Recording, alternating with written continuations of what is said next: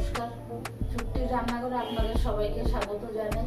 আজকে রান্না করব আমি কচু শাক দিয়ে চিংড়ি মাছ। আমি কচু শাকগুলো ভালো করে ধুয়ে নিয়েছি। এবার আমি এগুলোকে ভালো করে কেটে নেব।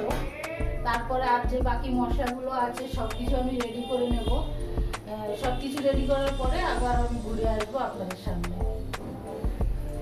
কচু শাকটাকে কেটে আমি রেডি করে নিয়েছি। এবার আমি কচু শাকটাকে একটুখানি গরম ভাপিয়ে নেব।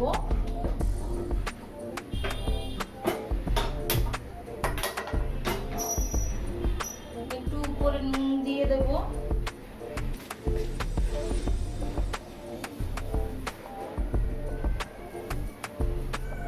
একটু নুন আর একটু জল দিয়ে দেব অল্প করে। কচু শাক থেকে অনেকটা জল বেরোবে। অল্প জল দিয়ে আমি একটু ঢাকা দিয়ে ভাপিয়ে নেব। ভাপিয়ে জলটাকে ফেলে দেব। কচু শাকটাকে আমি ভাপিয়ে নিয়েছি, অনেকটা জল বেরিয়েছে। আর রান্নার জন্য আমি নিয়েছি পেঁয়াজ, কাঁচা লঙ্কা, থেতো করা রসুন, আর নিয়েছি নুন, হলুদ, চিংড়ি মাছ আর চিনি, নিয়েছি দুটো তেজপাতা, একটু জিরা, দুটো শুকনো লঙ্কা।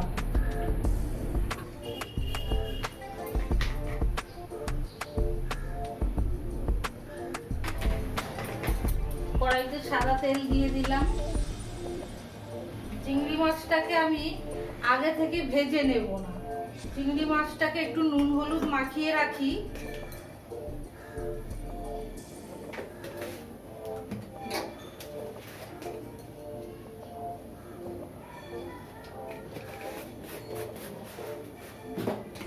তেলটা গরম হয়ে গেছে।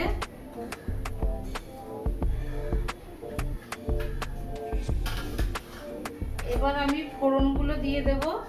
তেজপাতা, শুকনো লঙ্কা আর একটু জিরে। এবার দেব আমি পেঁয়াজ কুচি।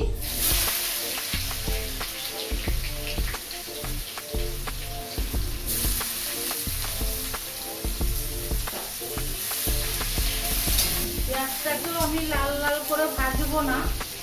এবার আমি রসুনটা দিয়ে দেব আর দেব চিড়ে রাখা কাঁচা লঙ্কা।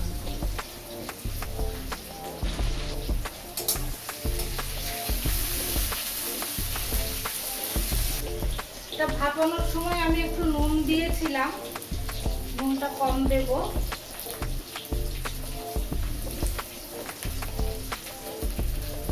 এক চামচ হলুদ দিয়ে দেব।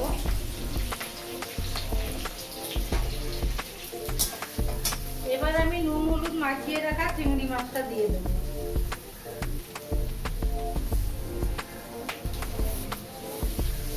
সবকিছু একসঙ্গে কষা হবে।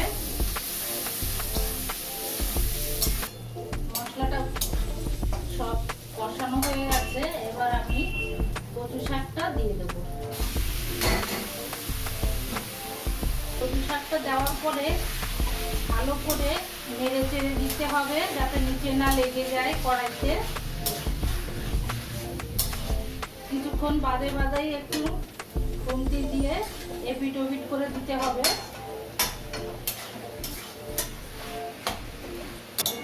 এইভাবে নাড়তে নাড়তে যখন দেখবেন কড়াইয়ের গায়ে এরকম তেল লেগে যাচ্ছে,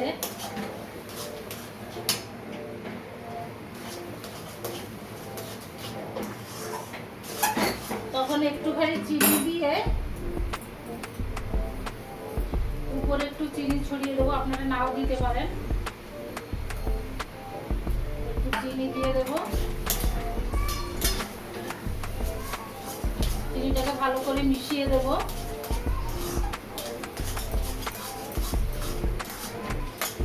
আমার কচু শাক রান্না হয়ে গেছে। চিংড়ি মাছ দিয়ে কচু শাক। আপনাদের এইভাবে করে খেয়ে দেখবেন একদিন, যদি ভালো লাগে। দেখুন কড়াইয়ের গায়ে তেল লেগে যাচ্ছে। এবার আমি নামিয়ে দেব।